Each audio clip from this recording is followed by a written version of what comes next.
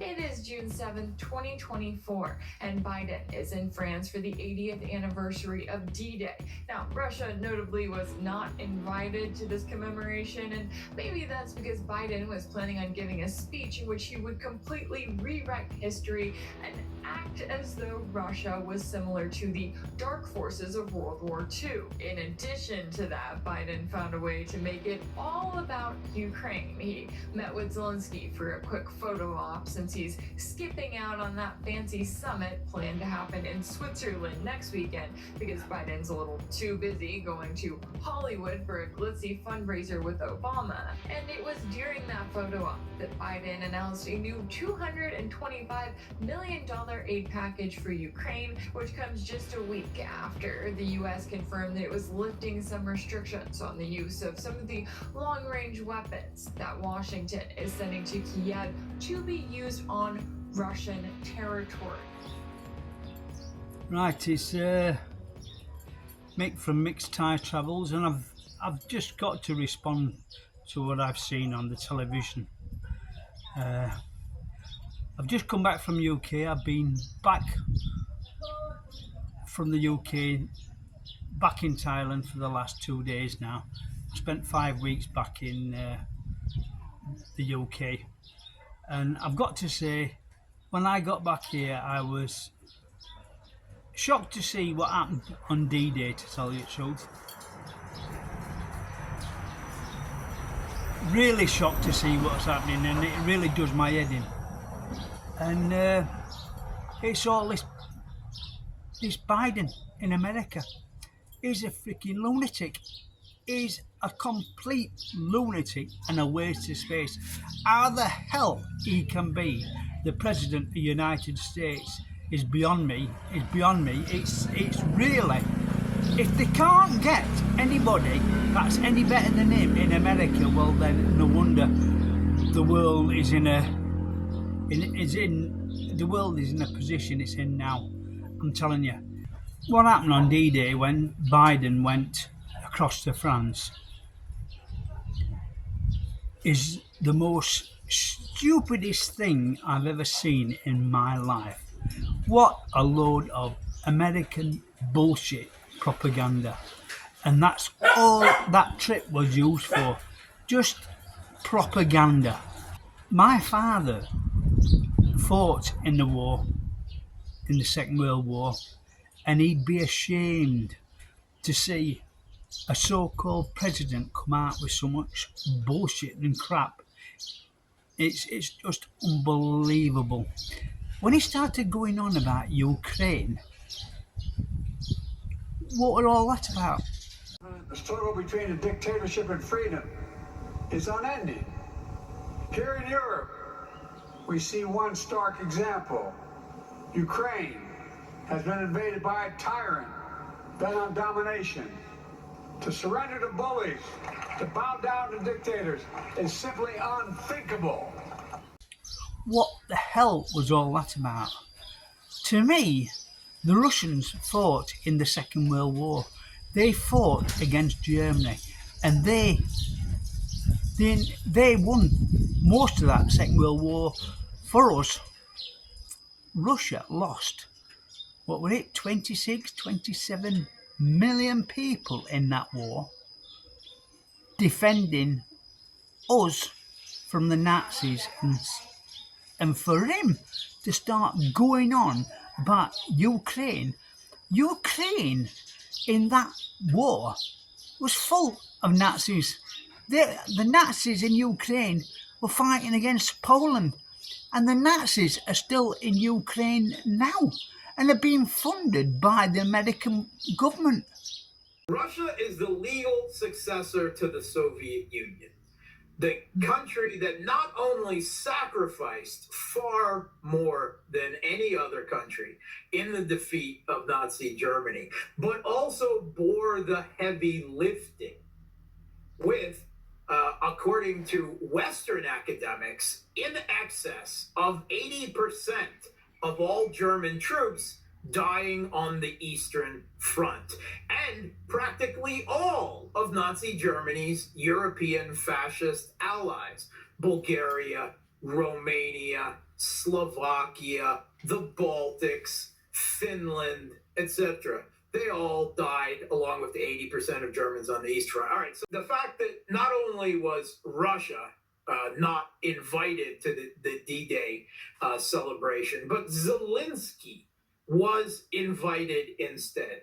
The same man was doing photo ops with World War II veterans when I've lost track of how many literal neo-Nazis, Banderite fascists he has pinned medals on in the last years. I mean, there's dozens of them.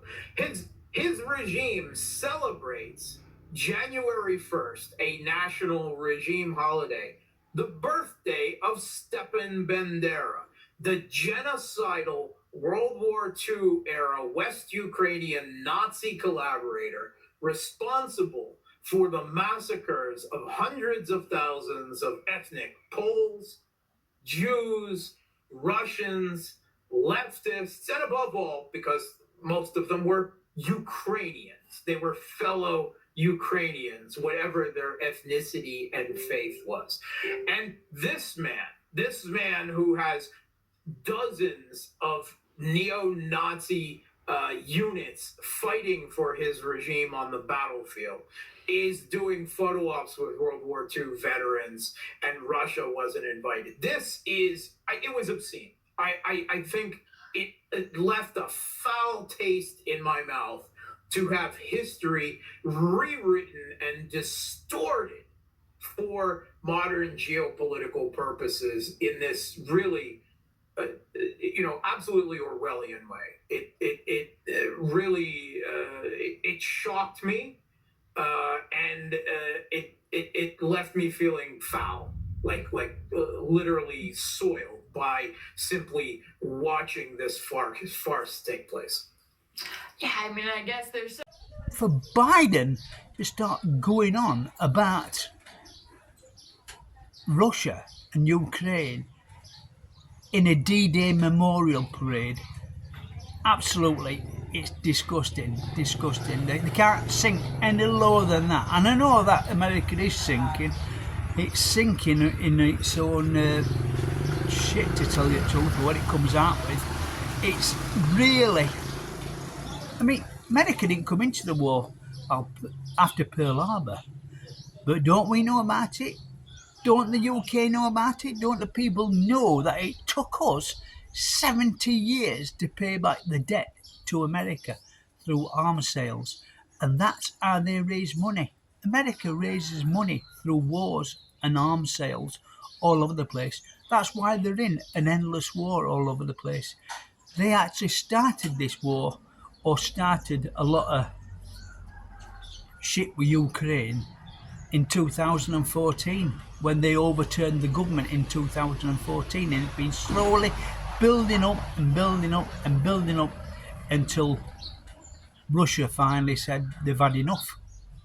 And to tell you the truth, I don't blame them, because everybody's had enough of the American foreign policy.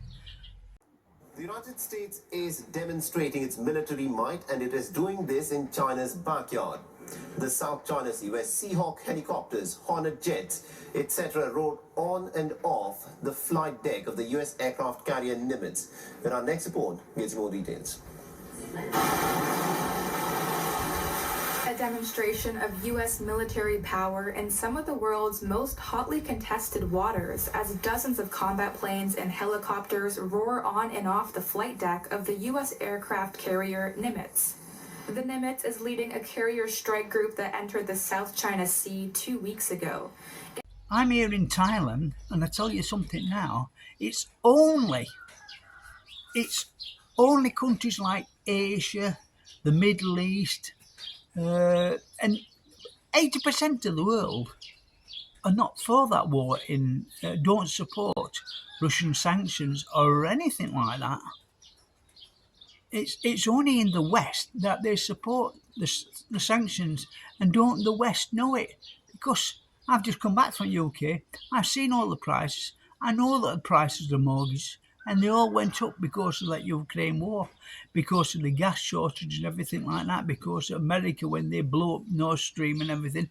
It's caused chaos in Europe, and it's cost the European people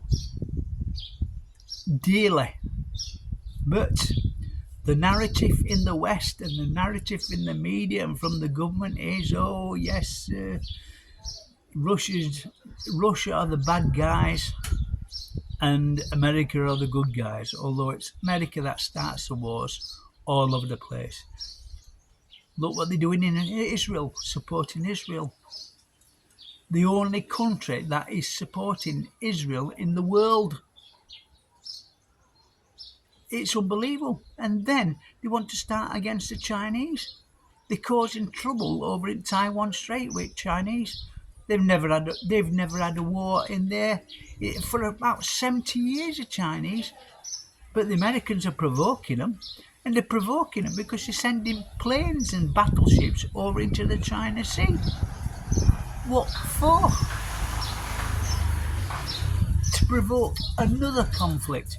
Same as Ukraine. America never wins anything. They never win a war whatsoever. They haven't won a war since Vietnam. They might say they did well in Iraq and everything like that, but what a tin pot army that were against. That's not like fighting Russia, and it's not like fighting China. So I think this is why, really, America is shit scared to get in a really bad confrontation with Russia, because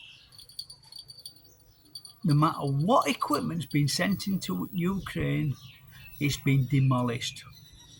It's been demolished.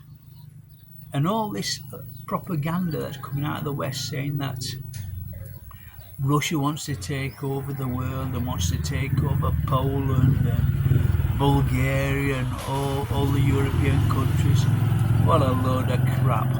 It's just propaganda to support the American arms industry through the Ukraine proxy war.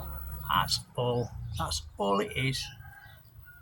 American big money in the defense industry. They are making money and they don't care about their own people. They don't care about other people.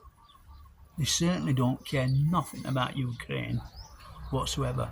All it is a big money spinner to them.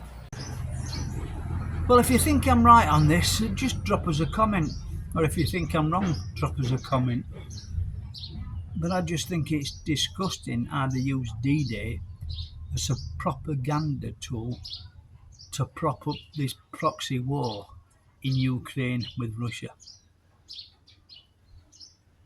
And I know this is just the West.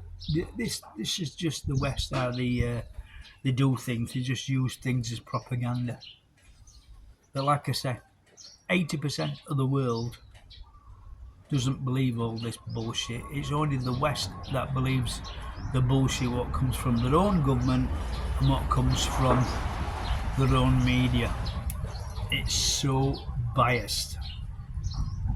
Right, okay, we'll end it there anyway, so thanks for watching anyway.